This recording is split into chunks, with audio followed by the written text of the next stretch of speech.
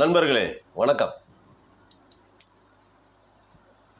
நம்ம சீமான் அண்ணன் சீமான் நல்லா பேசுகிறாருங்க, மேடையில் நல்லா பேசுகிறாரு,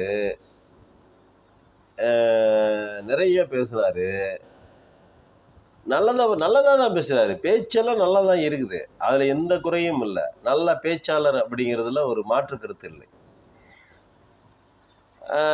ஆனால் அவருடைய செயல்பாடுகளுக்கும் பேச்சுக்கும் என்ன சம்மந்தம் இருக்குது அப்படின்னு சொல்லிட்டு பார்க்க முடியல நம்மளால். அது சரியாக இது பண்ண முடியல. திமுகவை ஏன் இந்த அளவுக்கு கீழ்த்தரமாக இறங்கி கேவலமாக ஏன் பேசுகிறீங்க? இப்போது அண்ணாவுக்கோ எம்ஜிஆருக்கோ ஜெயலலிதாவுக்கோ கலைஞருக்கோ அந்த பீச்சில் சிலை வைக்கிறதுனால கல்லறை கட்டுறதுனால உங்களுக்கு என்ன பிரச்சனை?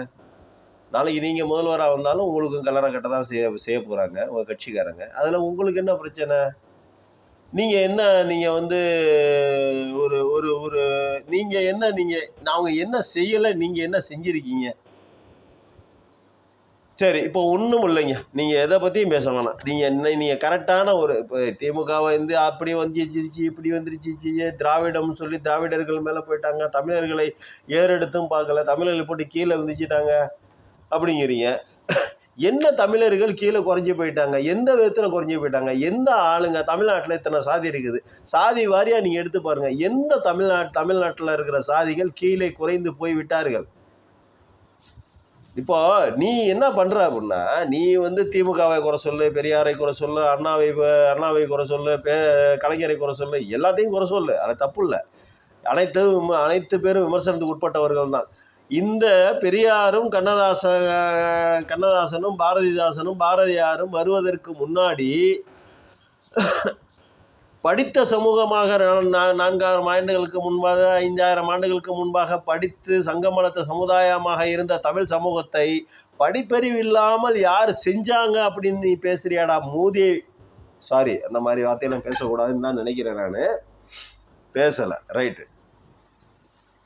பெரியார் வளர்ந்து இந்த போராட்டத்திற்கு வரும்பொழுது தமிழகத்தில் எத்தனை படித்தவர்கள் இருந்தார்கள்? தமிழகம் எந்த விதமான மாநிலமாக இருந்தது? எப்படியாப்பட்ட மாநிலமாக இருந்தது? எவ்வளவு வளர்ந்த நிலையில் இருந்தது, இல்லை எவ்வளவு கீழான நிலையில் இருந்தது? அது ஏன் பெரியாருக்கு பின்னால் இப்படி மாற்றப்பட்டது? மாற்றம் வந்ததா இல்லையா அப்படிங்கிறத நல்லா யோசிச்சு அதெல்லாம் நீ நல்லா பேசணும். தமிழரை திராவிடம் வீழ்த்தியது, திராவிடத்தால் வீழ்ந்தான். என்னத்தை திராவிடத்தால் வீழ்ந்தான்? திராவிடம் தானே மேலே கொண்டு வந்திருக்கடா.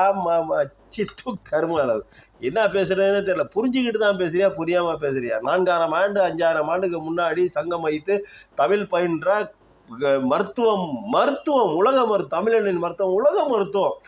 தமிழனுடைய கண்டுபிடிப்புகள் அபாரமான கண்டுபிடிப்பு. ஆமையை வச்சே ஆமக்கறி சாப்பிட்டேன்னு சொல்லி கறியை மட்டும் தானே சாப்பிட்டேன்னு சொன்னேன். ஆமையை வச்சே உலகம் பூரா போயிட்டு வந்திருக்கான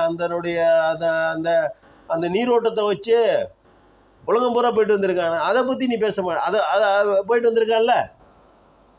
அப்போ அவ்வளவு புத்திசாலியாக இருந்த மக்களை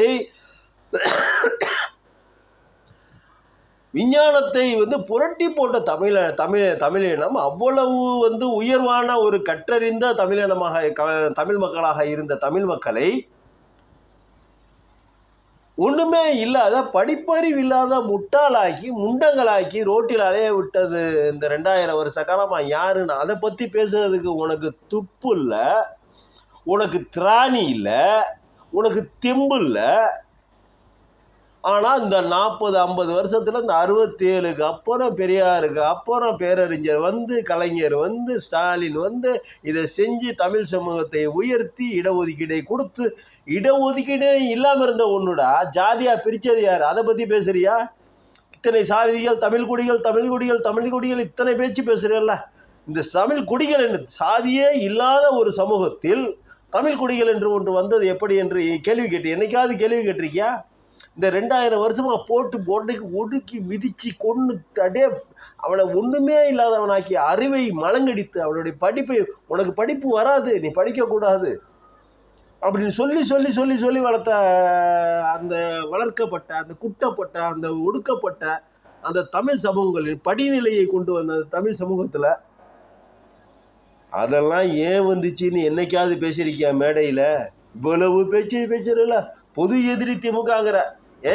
எனக்கு திமுககாரன் சித்த பொண்ணு இல்லை, பெரிய பொண்ணு இல்லை, எனக்கு அப்பனும் இல்லை, ஆத்தாவும் இல்லை. திமுகவில் எனக்கு எந்த உறவும் இல்லை. திமுககாரன் நான் இல்லை. திமுகவுக்கு தான் நான் ஓட்டு போடுறேன், அவ்வளவுதான். அந்த கட்சி மேலே இருக்கிற விசுவாசத்தில், அவர்கள் செய்த நல்ல காரியத்தினோட விசுவாசத்தில் அவனை ஓட்டு போடுறேன். தமிழகம் எப்படி வீழ்ந்தது, தமிழ்நாடு எப்படி வீழ்ந்தது, தமிழர்கள் எப்படி வீழ்ந்தார்கள், திராவிடத்தால் வீழ்ந்தோம். என்ன வீழ்ந்துட்ட? 1000 கோடி சம்பாதிச்சு வச்சிருக்கான், 5000 கோடி சம்பாதிச்சு வச்சிருக்கான், 10,000 கோடி சம்பாதிச்சு வச்சிருக்கான். அரசியல் இன்னைக்கு எவன் சம்பாதிக்கிற? பிஜேபிக்காரன் ரோடு போட்டதில் பல 1000 கோடி ஊழல் செஞ்சான். அதை பற்றி நீ என்னைக்காவது பேசியிருக்கிய? நீ இன்ன வரைக்கும் படிக்கக்கூடாது. தமிழர்கள் டாக்டர்கள் ஆகிட்டாங்க. டாக்டர்கள் யாரால? மருத்துவர் ஆளுகன்னு மருத்துவ இவ்வளவு மருத்துவமனைகள் கட்டினது யாரால? உங்க பிஜேபி ஆட்சியில் வந்து கட்டினுச்சா? உங்க அப்பா முப்பாட்ட பிஜேபிக்காரன் வந்து கட்டுறானா? இல்ல 67க்கு முன்னாடி இருந்த காங்கிரஸ் கவர்மெண்ட் கட்டிச்சா? படிப்பை கொடுத்தார் காமராஜர், தனி சிறப்பு உண்டு. கல்வி கண் திறந்த கடவுள் கர்ம வீரர் காமராஜர் அப்படிங்கிற தனி சிறப்பு உண்டு. அதை விட்டுருங்க, அவரை விட்டுருங்க. காங்கிரஸ் கவர்மெண்ட் இது வரைக்கும் செஞ்சிருக்குதா? என்ன செஞ்சிச்சு காங்கிரஸ்? நீங்கள் காங்கிரஸில் இருந்த காமராஜரை தவிர்த்து விட்டு பார்த்தால் காங்கிரஸ் நமக்காக இந்த தமிழ்நாட்டிற்காக, தமிழ் மண்ணிற்காக செஞ்ச தியாகம் என்ன? இதான் ஒன்று சொல்ல முடியுமா? ஒன்று சொல்ல முடியுமா? காங்கிரஸ்ல இருந்த முக்கால்வாசி பேர் பாப்பான் தானே இருந்தான். யார் செஞ்சாங்க? அப்போ 67க்கு முன்னாடி வரைக்கும் அந்த கல்வித்துறை கண் திறந்த காமராஜருக்கு முன்னாடி அப்படி கூட வச்சுக்க. காமராஜருக்கு முன்னாடி வரைக்கும் தமிழ்நாடு மக்கள் எப்படி இருந்தார்கள், அவருடைய வாழ்வு நிலை, வரலாற்று நிலை எப்படி இருந்தது? அப்போ பீகார் எந்த நிலைமையில் இருந்துச்சு, இன்னைக்கு பீகார் என்ன நிலைமையில் இருந்துச்சு, அப்போ உத்தரப்பிரதேசம் எந்த நிலைமையில் இருந்துச்சு, இப்போ உத்தரப்பிரதேசம் எந்த நிலைமையில் இருந்துச்சு, இதெல்லாம் நீ பேச மாட்ட. நீயே திமுக திமுக திமுக எந்திரிச்சா திமுக, உட்கார்ந்தா திமுக, பேண்டா திமுக, கல்வுனா திமுக, ஒண்ணு கடிச்சா திமுக, வெயில கூட அடிச்சா திமுக. எதுக்குடா உழவு கால் புரிச்சோட என்ன கத்துற? என்ன செஞ்சு விட்டாங்க திமுக காரங்க? கொள்ளையடிச்சிட்டாங்களா? அடிச்சுட்டு போறாங்க. யாரு கொள்ளையடிக்கல? இன்னைக்கு எந்த அரசியல் கட்சி கொள்ளையடிக்கல? வாட்டர் கேட்டு ஊழல் சொல்லிட்டு இன்னும் ஒயிட்டா வாட்டர் கேட்டு ஊழல் சொல்லிட்டு அமெரிக்காவில் ஊழல் நடந்துச்சு. அது ஊழல் இல்லையா? உலகத்தில் அனைத்து நாடுகளிலும் ஊழல் அப்படிங்கிற ஒன்று நீக்கமர நிறைந்திருக்கிறது. லஞ்சம்ங்கிறது நீக்கமர அழிஞ்சிருக்கிறது. சரி, இவ்வளோ பேச்சு பேசுறியா? நீ எல்லாத்தையும் படிச்சுட்டு பாஸ் பண்ணி எல்லாம் பெரிய பெரிய வேலைக்கு போய் பல லட்ச ரூபா சம்பாரிச்சு அதுக்கப்புறம் தான் அந்த சொத்து வசதி போக்குவரத்துலாம் வந்துச்சா? அப்போ உனக்கு தந்ததானே? மக்கள் கொடுத்தது தானே. மக்கள் கொடுக்காம உனக்கு இந்த காசு வசதி போக்குவரத்துலாம் வந்துருச்சா? அப்போ மக்கள் கொடுத்தது அப்போ இல்லை. இப்போ நீ வேற ஒரு கட்சிக்காரனே பிஜேபியோட பிடிஎம் தான் உனக்கு சொல்கிறாங்க. பிஜேபிட்டேருந்தே உனக்கு பணம் வந்துருச்சுனாலும் அது தவறாக வந்த பணம் தானே, அது ஊழல் தானே. ஊழலான முறையில் தானே உனக்கு பணம் கொடுத்துருப்பான் அவன் ஒயிட் மணி உனக்கு கொடுத்துருக்குறேன். நான் சீமானுக்கு இந்த பணம் கொடுக்குறேன், இத்தனை கோடி ரூபா கொடுக்குறேன் அப்படின்னு சொல்லி எழுதி கொடுத்தா அவனுக்கு தர்றான். அவன் டாக்குமெண்ட் இஷ்யூ பண்ணி அவனுக்கு தர்றான். அது ஊழல் பணம் தானே. இஷ்யூஸ் காரில் போகிறேங்கிற போறிய நீ 40 லட்ச ரூபா 25 லட்ச ரூபா என்னமோ சொல்கிறாங்களே, அந்த கார் எப்படி வந்துச்சு? அது லஞ்சம், அதுக்கு பேர் ஊழல் தானே. இல்லை, நீ சம்பாதிச்சு வச்சிருக்கேன்னா அதை கணக்கு சொல்லு. இந்த மாதிரி நான் சம்பாதிச்சது, என்னுடைய கார் முதற்கொண்டு, என்னுடைய சொத்து முதற்கொண்டு நானாக உழைத்து சம்பாதித்தது அப்படின்னு சொல்லு. ஊழலை பற்றி நீ பேசாத. ஊழலை பற்றி மட்டும் யாருக்கும் பேசுறதுக்கு எந்த கட்சிக்காரனுக்கும் யோகியதை இல்லை. எல்லா கட்சிக்காரனும் ஊழல்வாதி தான். ஊழல் செய்யாமல் கட்சியை நடத்த முடியாது, அரசியலே இருக்க முடியாது. அரசியல் என்றால் ஊழல் என்று ஒரு கருத்து இருக்கிறது. அதில் எப்படின்னா தேன் எடுக்கிறவன் புறங்கை நக்காமல் இருக்கிறானா அப்படிங்கிற ஒரு கேள்வி. பல லட்சம் கோடி ரூபாயை கையாளுகிற ஒருவன் கண்டிப்பாக ஒரு நோட்டு எடுத்து ஒரு கட்டை எடுத்து உள்ள பாக்கெட்டில் வைக்க தான் செய்வான். ஆனால் புறங்கை அணைக்கிறதுக்கு பதிலாக முன்கையை ஒத்தமும் ஒழுவொரு தேன் பூரா வலிச்சு குடிச்சிட்டு போகிறான் பாரு. அது மாதிரி தான் இருக்கக்கூடாதுன்னு நாங்கள் சொல்கிறோம். புரியுதா? அது திமுக நிறையவே செஞ்சுருக்குது.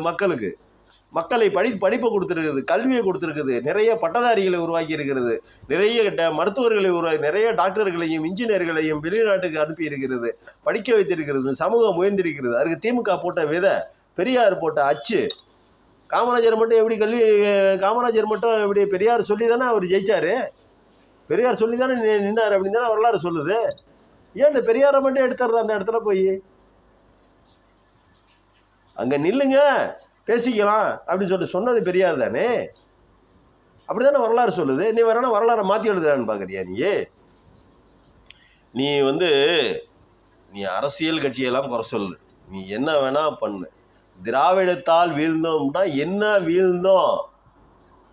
காமராஜர் வருகைக்கு பின்னாடி காமராஜர் சுதந்திர போராட்டம் 1947க்கு சுதந்திரம் வாங்குறதுக்கு சுதந்திர போராட்ட வீரர் காமராஜர். சரி, காமராஜர், கக்கன், அவர் கம்யூனிஸ்ட் தலைவர் ஜீவானந்தா, அதெல்லாம் வந்து அவங்கெல்லாம் சுதந்திரத்துக்காக போராடினவங்க. அதெல்லாம் அது ஒரு பக்கத்து இருக்கட்டும்.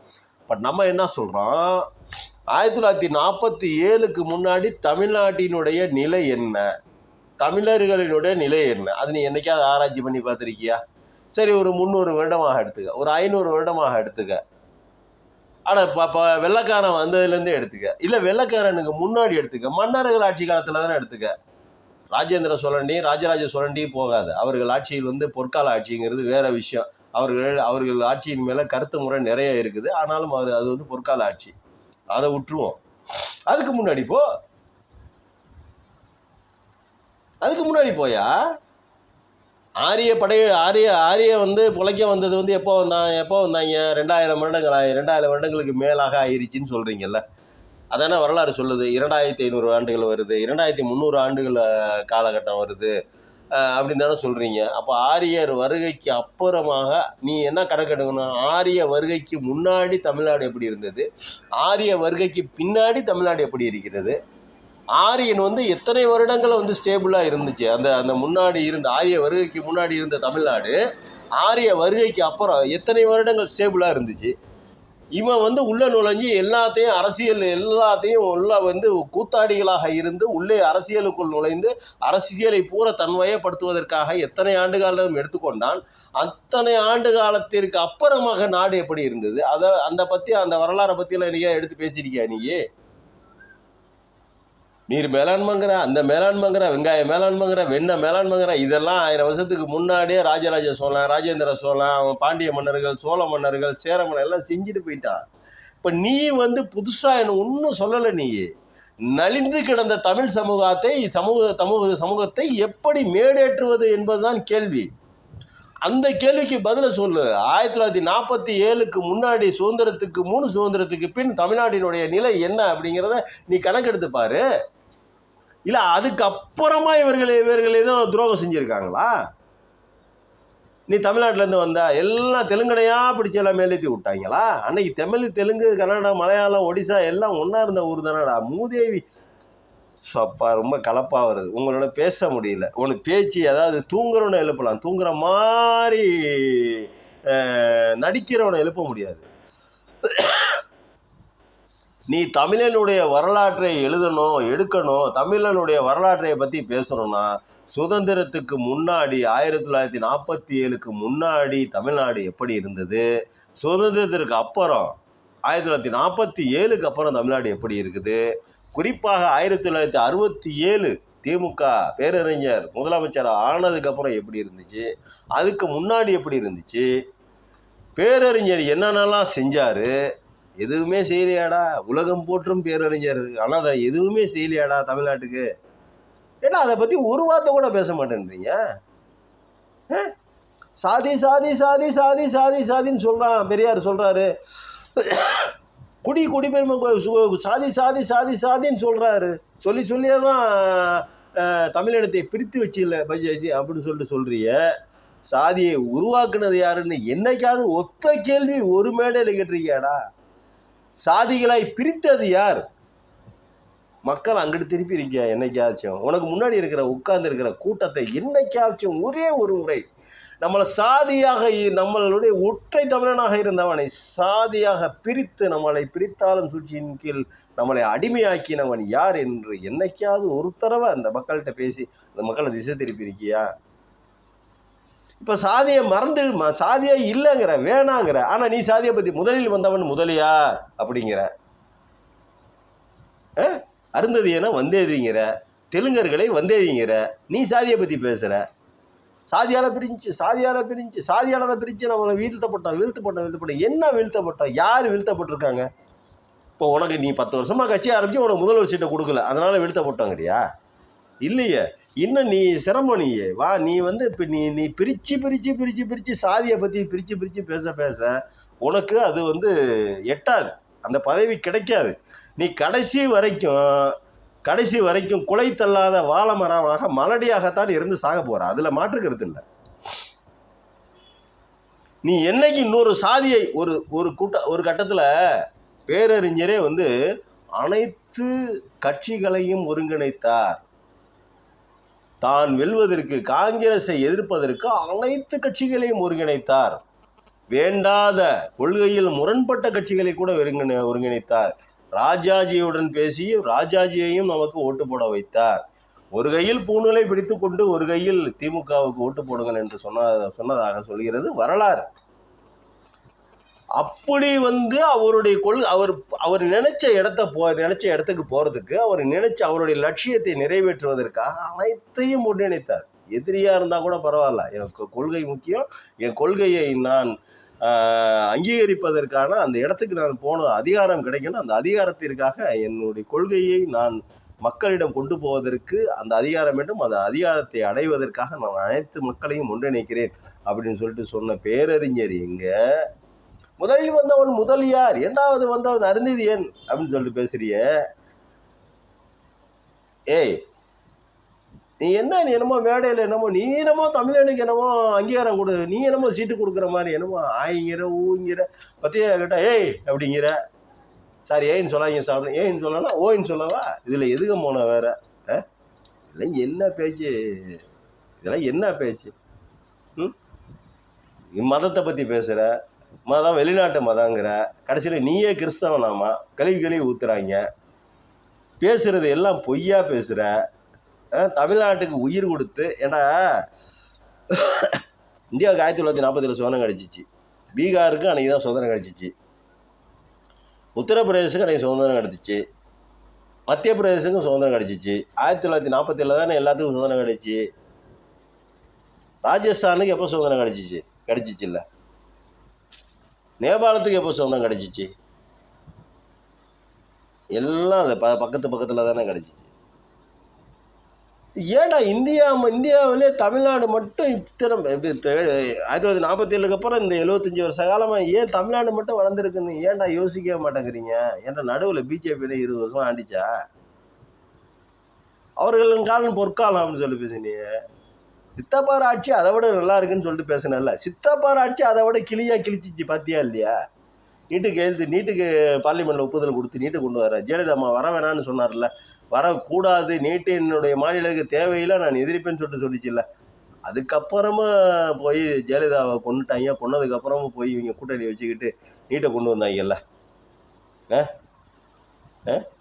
உதயநிதி இடத்துல கையெழுத்து போட்டு கொடுத்தாங்கல்ல. இதே எடப்பாடி தலைமையிலான அரசு தானே. அதெல்லாம் பேசுறதுக்கு உனக்கு துப்பு இல்லை. அனிதா இறந்து போனதுக்கு போய் ஒவ்வொரு பொண்ணு இறந்து போனதுக்கு போய் இது தெரிவிக்கிற. நீட்டை கொண்டு வந்தது எவன்டா அப்படின்னா உடனே திமுக அங்கே போயிடுவாங்க ஆட்டோமேட்டிக்காக. கலைஞர் கட்சியில் தான் அதெல்லாம் வந்துச்சு. விலக்கோடு தான் வந்தது. இன்ன வரைக்கும் விலக்கு தான் கொடுங்க, நீட்டை ஒழிக்க சொல்லலை. நீட்டை ஒழிங்கன்னு சொல்கிறாங்க, அது வேறு விஷயம்.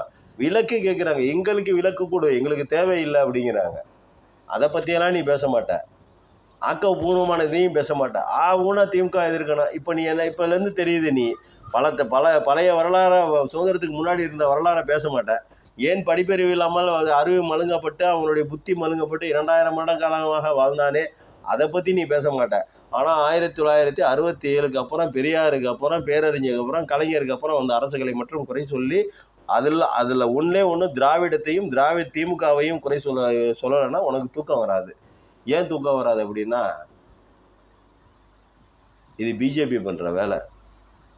இப்போ நீ பண்ணுற பிஜேபிக்காரன் 1947க்கு முன்னாடி ஏன்டா தமிழ்நாடு இப்படி குட்டி சிவராக இருந்துச்சு அப்படின்னு சொல்லிட்டு அவன்கிட்ட போய் கேளு. அவன் எதையுமே பேச மாட்டான். வாயை மூடிட்டு வாயை சுற்றி மூட்டு போயிடுவான். ஏன்னா அவனால தான் இந்த நாடு நாசமாக போச்சு, இந்த மக்கள் நாசமாக போனால் இந்த மக்களினுடைய அறிவு மழுங்கடிக்கப்பட்டது, புத்தி மழுங்கடிக்கப்பட்டது, சாதிகளாக பிரித்தான். நம்ம தான்டா பிரித்தோம், நம்மளே அப்புறம் அதை பற்றி பேசுறது போயிடுவாங்க. அவன் பண்ணுறதா நீ பண்ணுற. அப்போ 2 பேத்துக்கு என்ன கனெக்ஷனு இப்போ தெரியுதா? நீ பிடிஎம்ங்கிறது தெரியும், மக்களுக்கும் தெரியும். நீ பேசுகிற பேச்சு நல்லாக்குன்னு உட்காந்து கேட்குறாங்க, அவ்வளவுதான். அரசியலாக ஒரு சிந்திக்க தெரிந்த மனிதன் அரசியலாக சிந்தித்து பார்த்தால் நீ பிளாப்பு, அட்டர் பிளாப்பு. நன்றி, வணக்கம்.